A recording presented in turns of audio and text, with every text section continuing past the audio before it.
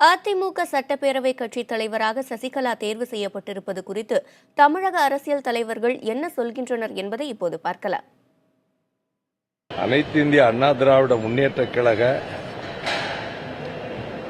சட்டமன்ற உறுப்பினர்கள் எடுக்கின்ற முடிவு. ஓபிஎஸ் அவர்கள் முதலமைச்சராக தேர்ந்தெடுக்கப்பட்ட போதும் எந்த கருத்தும் கூறவில்லை, இப்போதும் எந்த கருத்தும் கூறவில்லை. ஆளுங்கட்சியான அதிமுக அதனுடைய ஒட்டுமொத்த சட்டமன்ற உறுப்பினர்கள் தங்களுக்கிடையில் கருத்து மாறுபாடு இல்லாத நிலையில் ஒருமித்த கருத்தின் அடிப்படையில் இந்த முடிவை எடுத்திருக்கிறார்கள் என்கிற போது அதை வரவேற்க கடமைப்பட்டிருக்கிறோம்.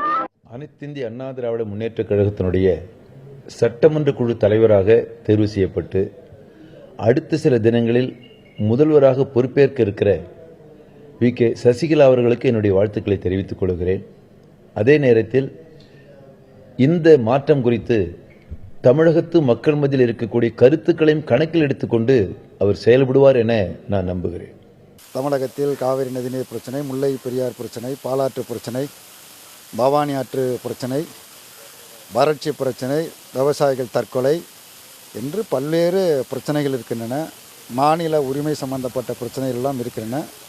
இத்தகைய நெருக்கடியான சூழலில் இந்த பொறுப்புக்கு தேர்ந்தெடுக்கப்பட்டிருக்கிற முதலமைச்சர் பொறுப்பு என்பது மிகவும் பொறுப்பு வாய்ந்த பொறுப்பாகும்.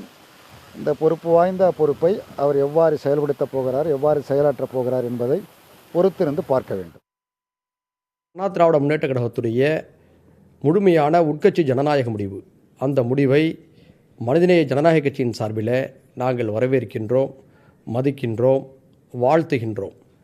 தமிழக மக்களுடைய மன உணர்வுகளை புரிந்து கொண்டு சமூக நீதியை பாதுகாக்கும் வகையில் நல்லதொரு ஆட்சியை அவர் வழங்குவார் என்ற நம்பிக்கை எங்களுக்கு இருக்கிறது. அனைத்து இந்திய அண்ணா திராவிட முன்னேற்ற கழகத்தினுடைய சட்டமன்ற உறுப்பினர்களால் அனைத்து இந்திய அண்ணா திராவிட முன்னேற்ற கழகத்தினுடைய சட்டமன்ற குழு தலைவராக மாண்புமிகு மரியாதைக்குரிய சின்னம்மா அவர்களை தேர்வு செய்யப்பட்டிருப்பதை எங்களுடைய தமிழ்நாடு கொங்கு இளைஞர் பேரவை மனப்பூர்வமாக வரவேற்கிறது.